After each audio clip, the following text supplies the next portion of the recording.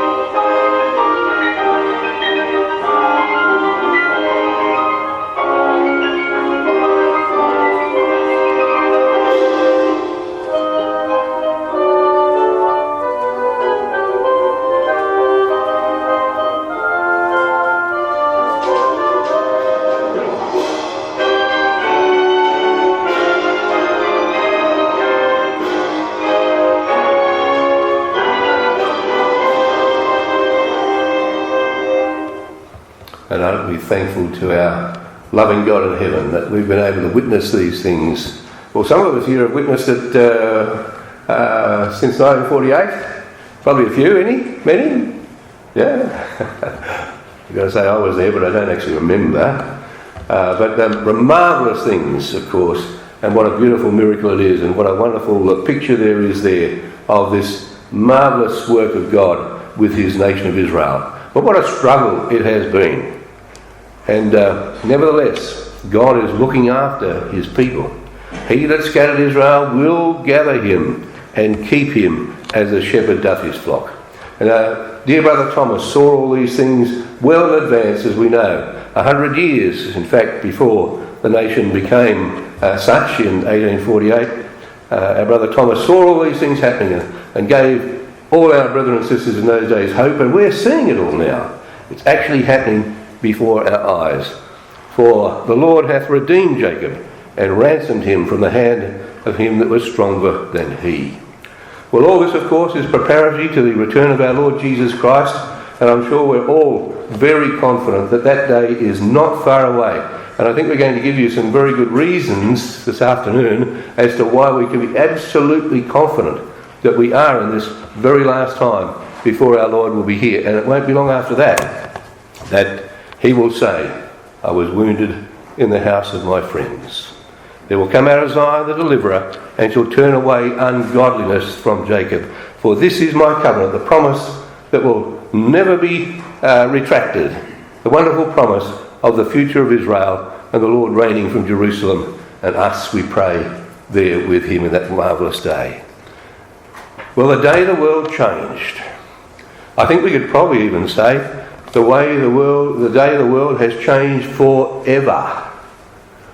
This is a remarkable turning point, and I think we'll see that as we look in more detail this afternoon about the way the Scripture has foreshadowed these events and where they're heading, and why we are now, I surely believe the Scripture is telling us, beyond the time of the end. That's an interesting thing, isn't it? It's an interesting thing to say. Beyond the time of the end. To a time that the Bible calls the end of the days, or the end of the world. Because the things that are happening in our world today are precisely predicted in those terms in the Scripture, as we shall see this afternoon. So, what a terrible, terrible thing it was. Horrendous what took place on that particular day. And of course the name given to the project by Hamas, the terrorists, was Operation Al-Aqsa Flood. The reason being that everything is centred upon Jerusalem. The Al-Aqsa Mosque on the Temple Mount in Jerusalem. That's what they named this project, this terrorist project, after. So that's exactly what we're going to be looking at. The terrorists are concerned about the future of Jerusalem, as is Israel, and as is Almighty God. So after that day, of course, we know what the terrible reaction of our world. Wild celebrations took place in the streets of Gaza, supporting what Hamas had done, and all around the world.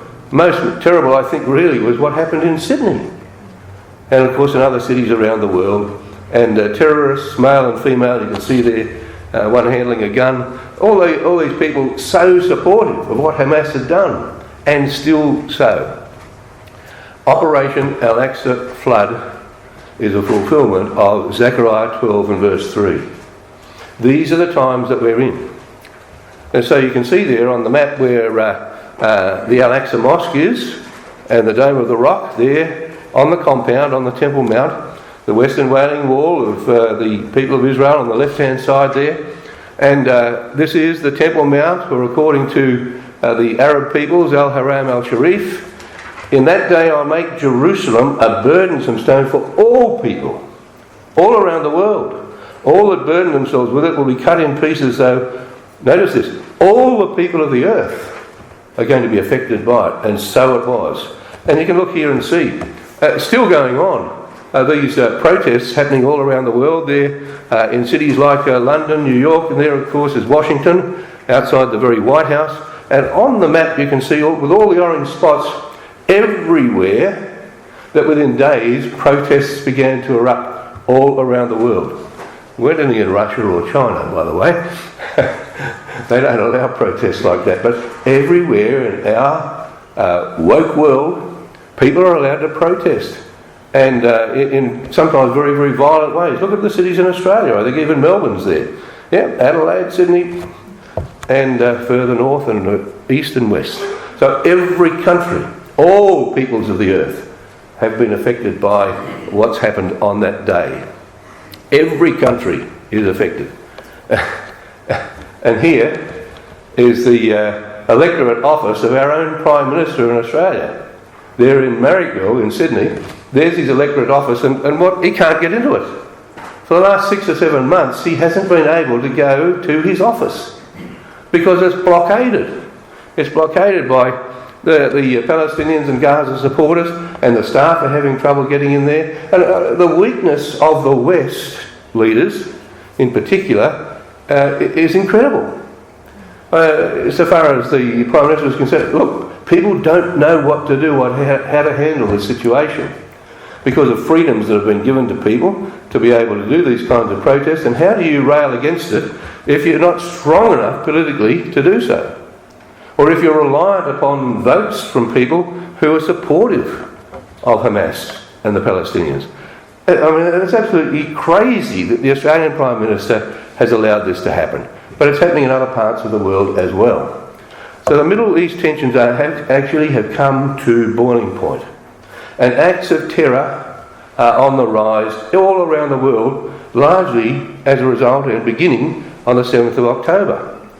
The terror threat in Australia was only 2 weeks ago, was raised to probable. Australia's security environment is degrading. It is more volatile and more unpredictable. While the threats to our way of life remain elevated, we are seeing an increase in extremism. More Australians are being radicalised and radicalised more quickly. More Australians are embracing a more diverse range of extreme ideologies, and more Australians are willing to use violence to advance their cause. Anti-authority beliefs are growing. Trust in institutions is eroding. Provocative inflammatory behaviours are being normalised. ASIO anticipates an increase in politically motivated violence, including terrorism. An escalation of the conflict in the Middle East, particularly in southern Lebanon, would inflict further strain, aggravating tensions and potentially fueling grievances. So there's the head of Australia's ASIO telling us that terrorism is on the rise. More and more conflict is likely to happen within Australia. More likelihood of terrorism acts taking place, largely because of the Middle East. That's what he said, wasn't it?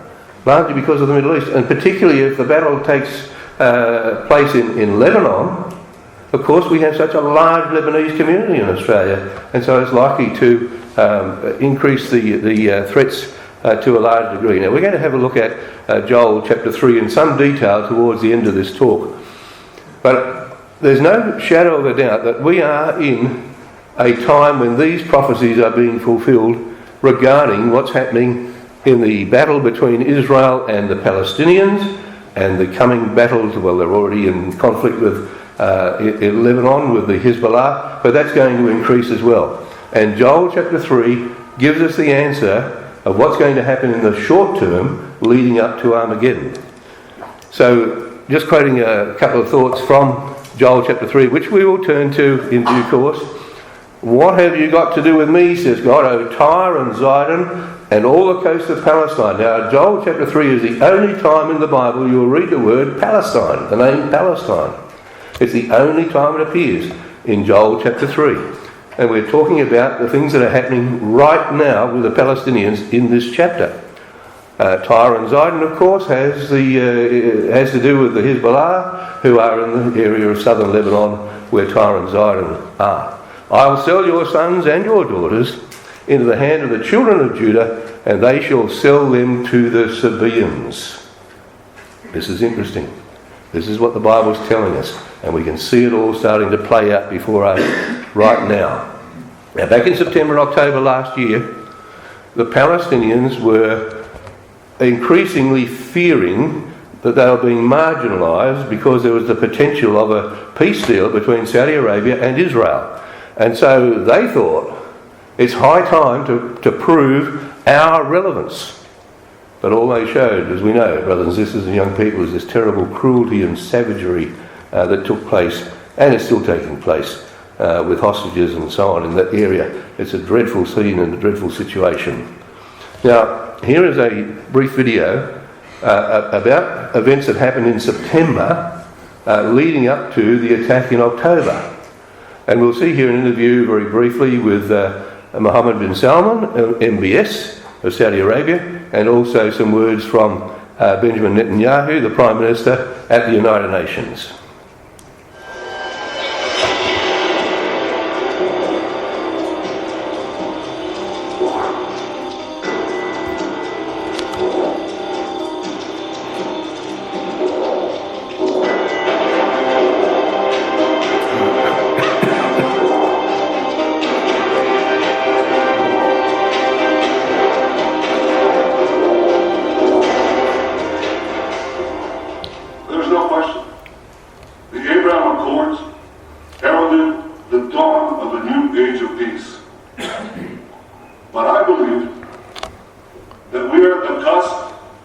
of an even more dramatic breakthrough.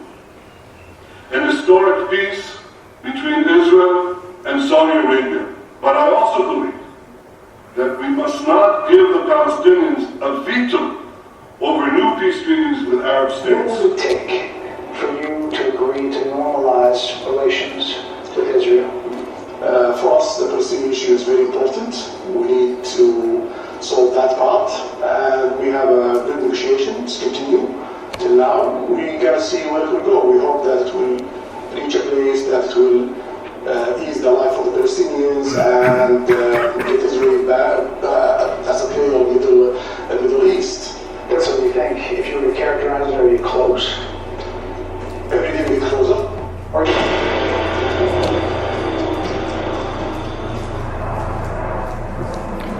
So here's the timeline leading up to October the 7th.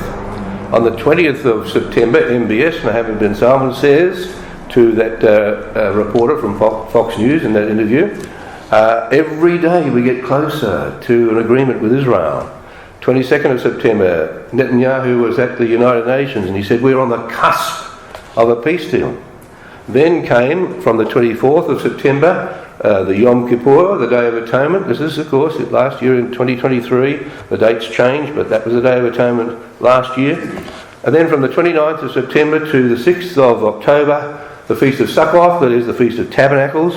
And then the day after the Feast of Tabernacles is a feast that we mightn't have heard a lot about, but this is it. It's a day of rejoicing called Simchat Torah, which begins the new Torah annual reading cycle. So it's a day of celebration when the Torah concludes, of course that's the first 5 books of the Bible, the last 2 chapters of Deuteronomy, and begins again with the book of Genesis, Genesis chapter 1. There's no work on that day. The Torah scrolls are paraded through the streets. There's joy, there's much dancing, and of course those who aren't necessarily religious, secular people also have their dancing, and that's what happened down near Gaza, of course, on that particular day. But the Palestinians knew this because they were associating with the Jewish people. They knew that this would be a date when no one would be working, and they would be kind of more relaxed. And that's the day they chose. So on that day, Israel was celebrating, or due to celebrate. Part of the day, of course, the celebrations were already happening. This Simchat Torah, which means the joy of God's Word. It's a wonderful day when they read the last part of Deuteronomy and the first part of Genesis once again. They, all around the world, they celebrate this completion of their readings and the beginning of the new. And in the Holy Land, they march down the streets traditionally in song and dance. That's what they are all doing the evening before, because it starts, as we know, the day starts over there at sundown. And by the time dawn came, they were under this terrible attack on October the 7th. This is what they read, part of what they read. Deuteronomy chapter 33 and the early verses. This is the blessing wherewith Moses, the man of God, blessed the children of Israel before his death, and he said, Yahweh came from Sinai and rose up from Seir unto them, shined forth from Mount Paran. He came with 10,000s of his saints, and this is their celebration of the law. From his right hand went a fiery law for them. He loved the people, all the saints are in his hand. Every one shall receive of thy words. Moses commanded us a law, even the inheritance of the congregation of Jacob. That's the beginning of Deuteronomy 33 that they read on that day. Then there are the blessings of the various tribes. In Deuteronomy 33, it's different to Deuteronomy 28, where there are blessings and cursings. There are just blessings for each of the 12 tribes. And then they come to the conclusion of the chapter, and the conclusion of the chapter goes like this. The eternal God is thy refuge, underneath are the everlasting arms. He shall thrust out the enemy from before thee and say, destroy them. Happy art thou, O Israel, who is like to thee, O people saved by the Lord, the shield of thy help, and who is the sword of thy excellency. And thine enemies shall be found liars unto thee, and shall tread upon their high places. I think there's a reason why Israel responded to our acts of flood with the title of their operation, Operation Swords of Steel. Swords of iron, swords of steel, depending on how the Hebrew is translated. But most of them call it the Operation Swords of Steel, the sword of thy excellency. They, of course, believe that God is with them in this operation against the Palestinians. So the same day then, on the same day, there's a new beginning. They read Genesis chapter 1 through to chapter 2 verse 3. In the beginning, God. It's a new beginning for them. And I think really, brothers and sisters and young people, this was a new beginning, the 7th of October. It's the beginning of a new era. And nothing's going to go backwards from here. It's all going to go forwards. It's a new era for Israel and their situation. But on that morning, around about 6:30, 17 hours of the absolute unimaginable horror. Absolutely horrendous. We can't talk about it. It was just so horrific what took place at that particular time to the people of God. Look at that family there. I mean, your heart goes out to these people. And we still don't know what's happened to that family and to those little children. The cruelty, the injustice, I can't describe what goes through the minds of human beings that they could do something like that and take those people and hold them for that huge length of time. There, of course, you can go today to the site of the Nova Music Festival. As we said, that was sort of a secular dancing on this day of dancing and celebration. And hundreds of people, of course, were slaughtered in that situation there. Here's another situation. You may have seen the photograph or even the movie of this young lady, Noah Argamani, who was taken away on a motorbike, and you can see the terror on her face.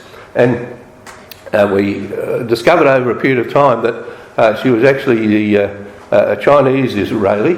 Her mother was Chinese, a Chinese immigrant, and she had cancer. And she was dying of cancer.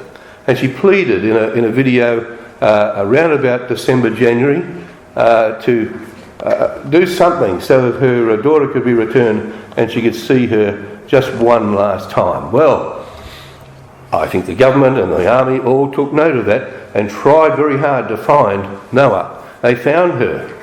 They found 3 other hostages just in an apartment nearby.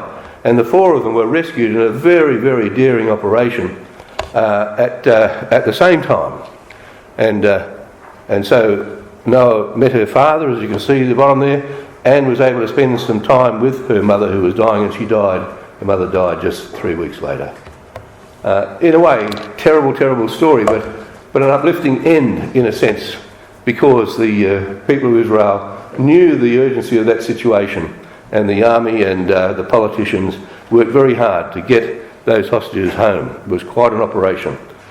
And I think you can see now how Benjamin Netanyahu is a kind of a father of the nation.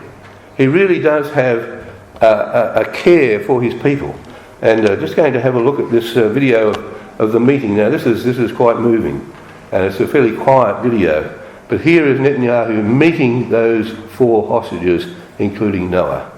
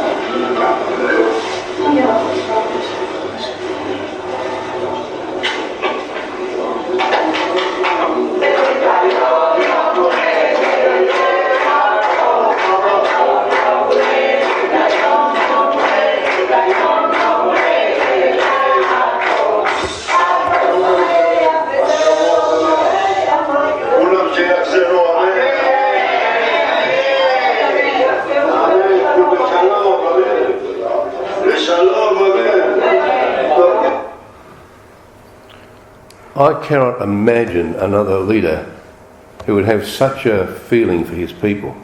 I really can't. Netanyahu is a man who's been raised up by God for this time. He is a man of destiny, a man of the moment. How many have read the book, BB My Story? It's an absolutely amazing book. It was published just before he took the prime ministership role again, just recently. And it's the story of his life and the story of all the background and everything that led up to show he was a man who was prepared by God for the role that he has to play in these days. Not a shadow of a doubt. The Lord looks over his people. He raises up and he puts down rulers. We know that. He is in control, and this is the man that was needed at this point in time. He's born just after the Holocaust, 1949, at the dawn of Israel's independence. His family have been involved in the Zionist movement from the turn of this last century. His father was a professor of history and actually wrote a Jewish encyclopedia. He had huge connections, a very well-educated man, a very wise man, and with great connections. Of course, lived most of their time in Jerusalem, some of their time in the United States, and therefore Bibi could be educated in the United States very well, so he can communicate. He's raised up for the purpose. Not only that, he knows the terror of hostages.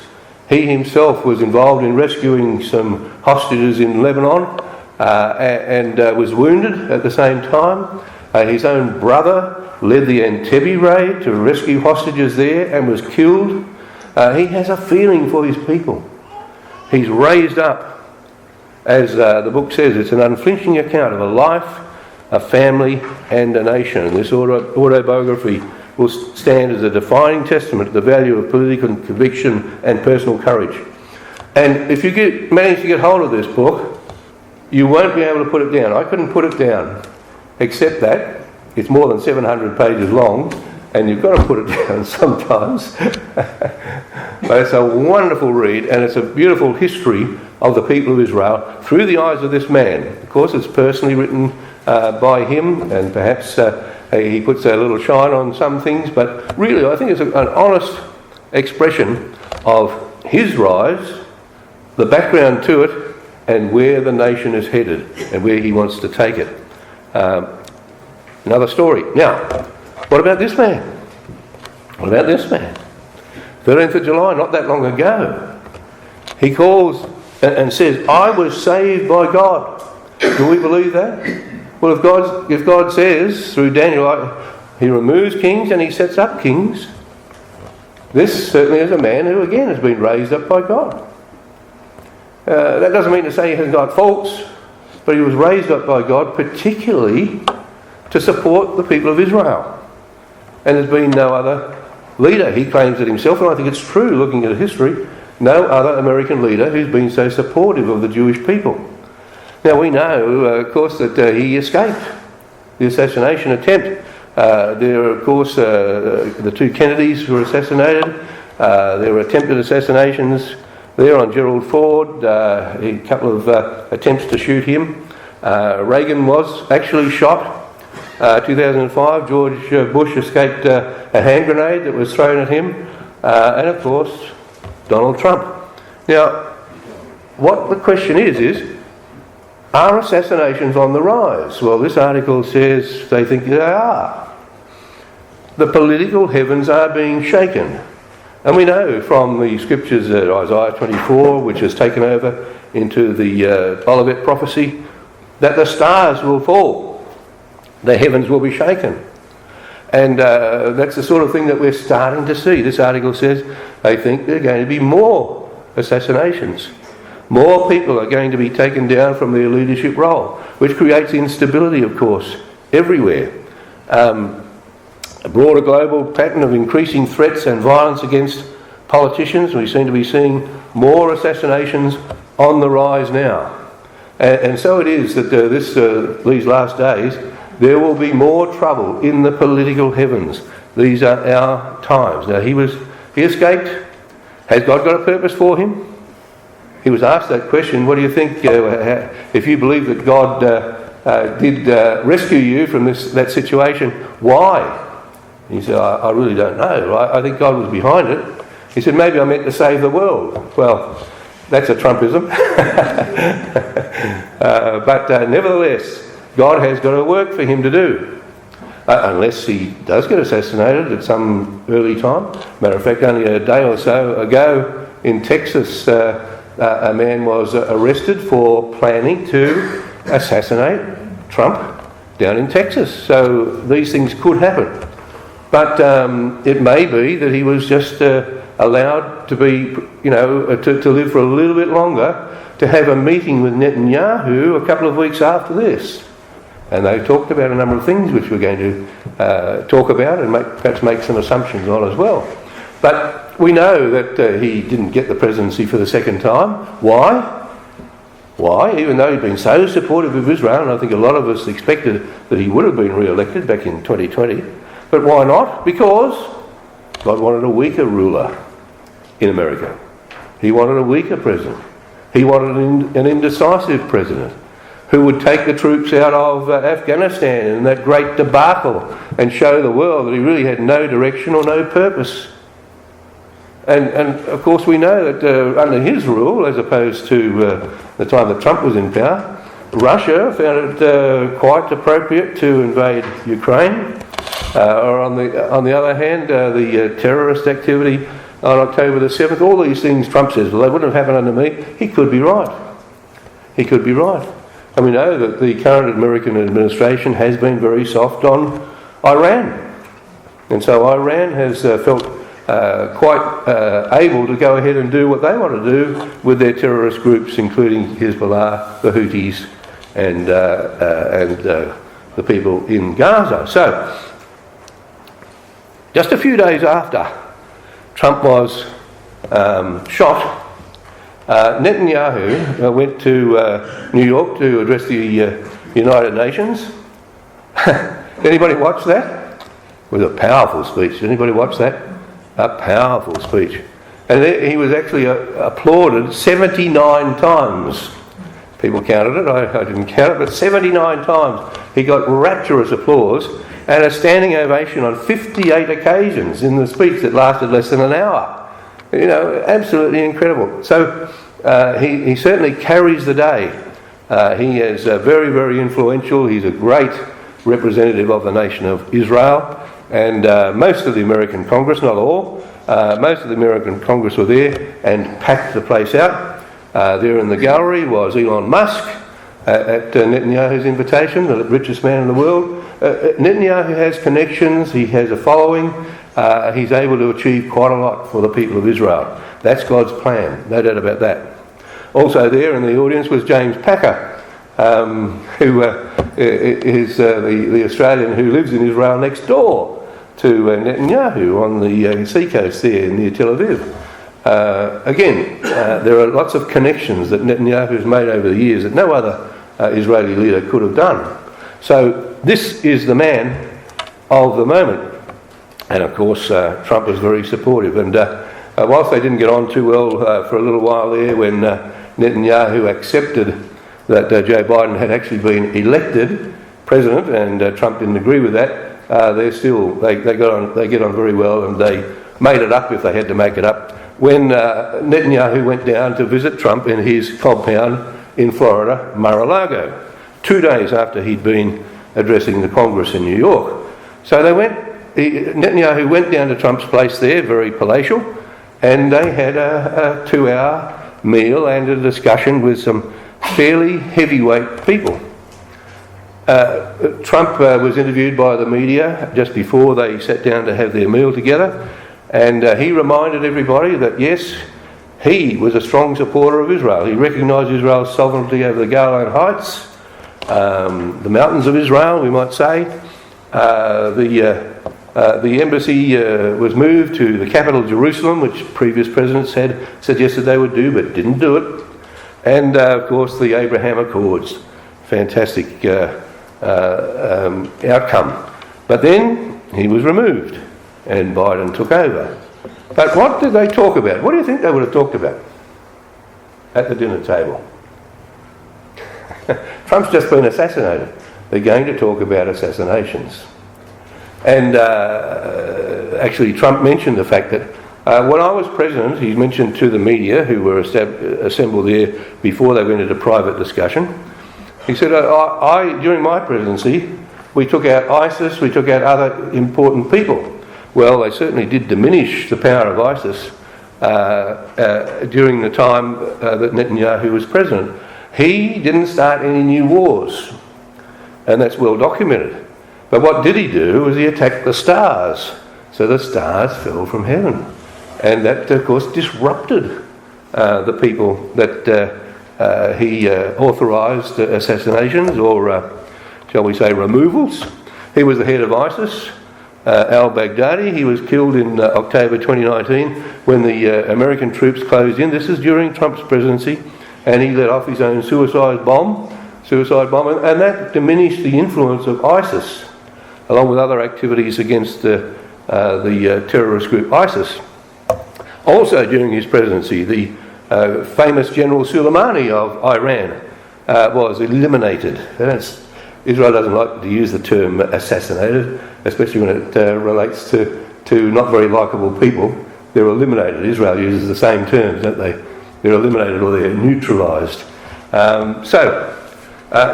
early 2020, the General Soleimani, who was the top promoter of terrorism on behalf of Iran, and then the head of the nuclear program of Iran was assassinated.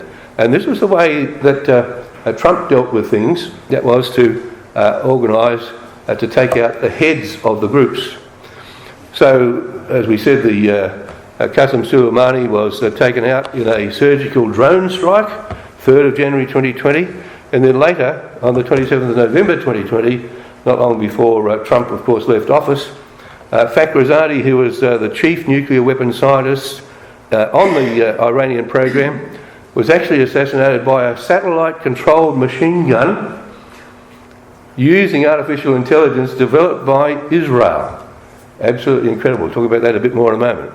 Now, Mohammed bin Salman, of course, is the arch-enemy of Iran, or it's vice versa, and Netanyahu, of course, they need to deal with Iran in some way or another. When and where did these two men first meet? Now, this program of that they're still working away in the background of bringing together a peace agreement between Saudi Arabia and Israel has been going behind the scenes for some time. And as we said, Netanyahu speaks to the United Nations, MBS speaks to the Fox News reporter and says we're getting very, very close to peace. And I think this is one occasion where you could almost say, well, there was a peace and safety cry. And then sudden destruction came on the 7th of October and put all that behind. In any case, I think there's probably numerous occasions or numerous applications of the peace and safety cry. This was one. Now, on the 22nd of November 2020, just 5 days before that nuclear scientist was assassinated or eliminated, 4 men held a secret meeting, a clandestine meeting in the area known as Neom in Saudi Arabia. Crown Prince Mohammed bin Salman has begun building a great futuristic city there in Neom, and he was anxious to show it off. Netanyahu got on a private plane and they met together down there. The project is a vanity project as far as Mohammed bin Salman is concerned, and it's starting to take shape, but it's going to take a bit longer than perhaps he thought. But he sees it as creating a bridge between Saudi Arabia and Jordan and Egypt, and possibly, if Israel comes on board, Israel as well. So this is the location of Neom, and you can see the red line there. That's the living city.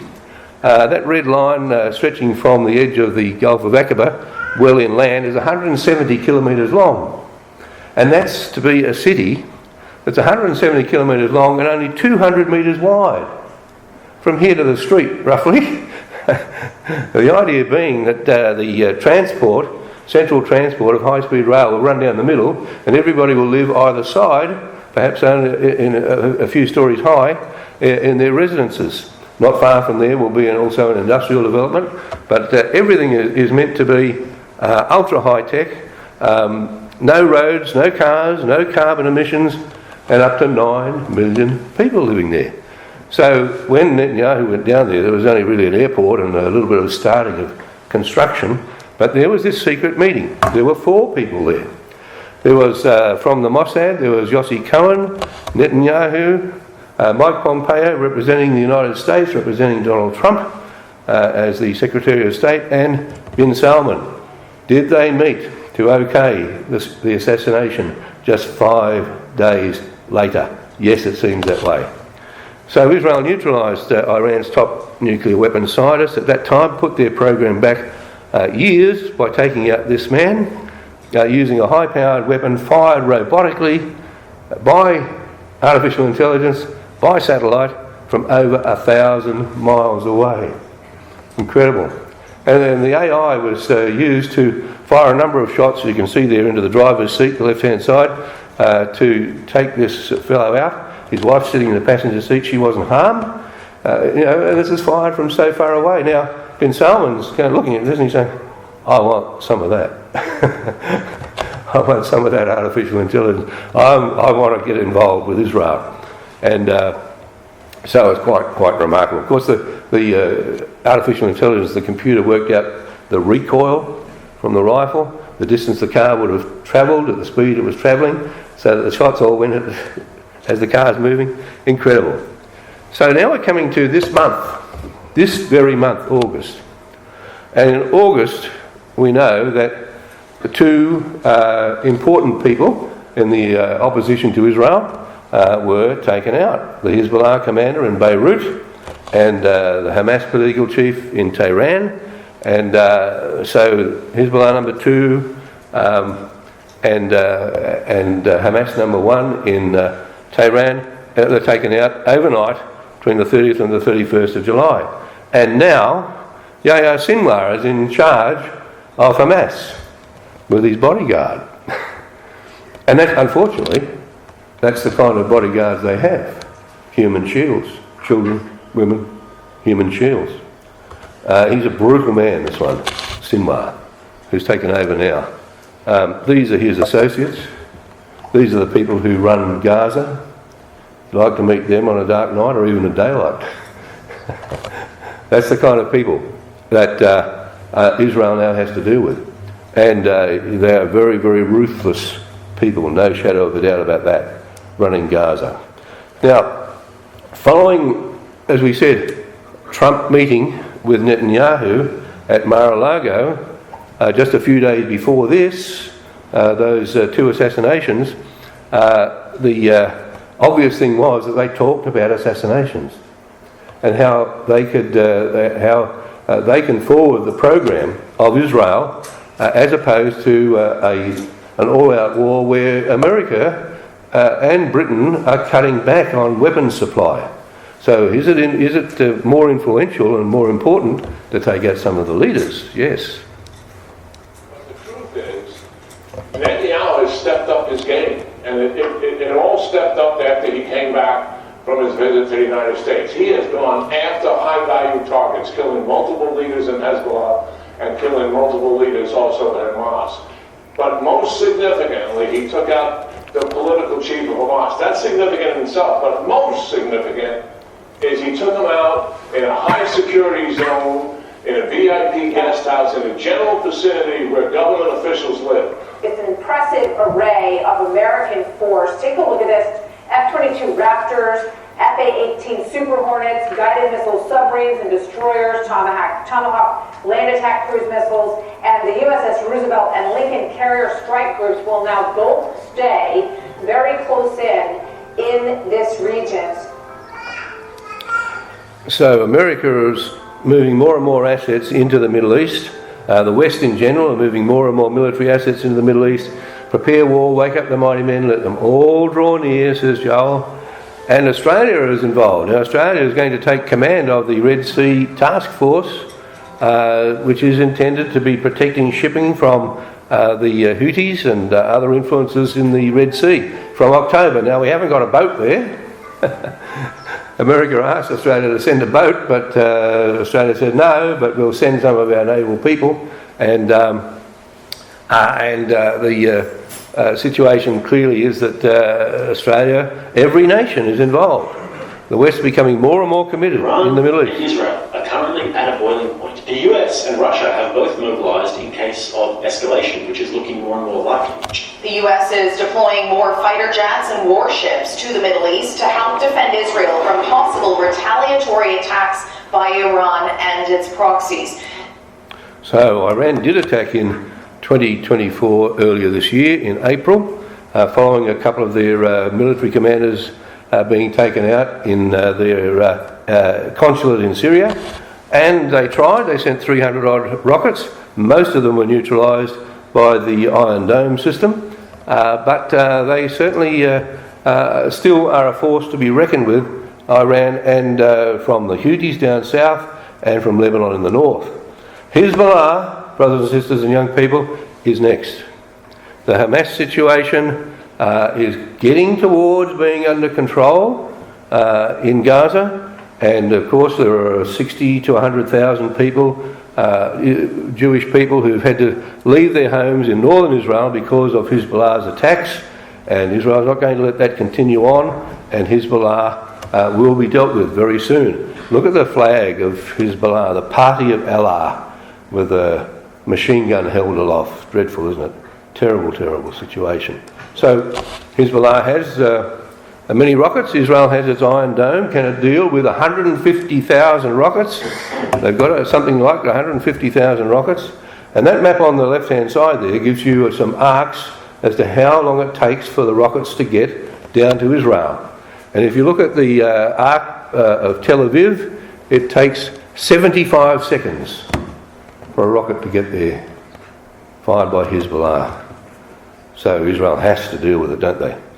So the question is, how will we get his MBS to the table, to an agreement, join the Abraham Accords? The futuristic city he plans to build, it won't quite look like that picture there, but that was an early indication as to what it might look like. But in 20 years, the estimated population of Neom, they want it to be 9 million people. Where will they come from? Well, I think there's an answer.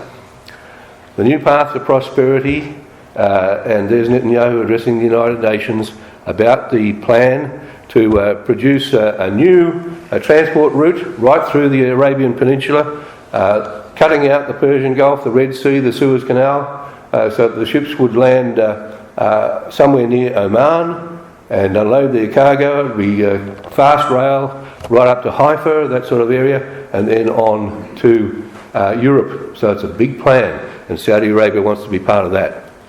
I'll leave this slide, the opportunity for you to look at these slides with Brother Phil, and there'll be copies available so you can have a look at that. What are the different advantages for Israel and Saudi Arabia? Saudi Arabia wants security from the US. They also want the nuclear technology, both civil and military, from Israel and America, and they want all sorts of water desalination and other facilities that they know they can get by an arrangement with Israel. The question is now, who is going to control the Temple Mount? It's the Al-Aqsa flood, or it's the Operation Iron Swords, Swords of Steel? Who's going to control the Temple Mount? Will Hamas's Operation Al-Aqsa flood succeed? We certainly don't think so. But they're of course concerned about the Dome of the Rock, the mosque on the top of the Temple Mount. The Dome of the Rock was established in 688 AD, and the times from Daniel chapter 12, which we're going to be talking about tomorrow night, God willing, at Mount Waverley, just a little advertisement for Mount Waverley tomorrow night. We'll be talking about the prophecy of Daniel. The three time periods, all beginning at 688, come to 1948, establishment of the nation of Israel, no more scattering of the people. 1978, free access for all peoples to worship on the Temple Mount, hasn't quite come about yet.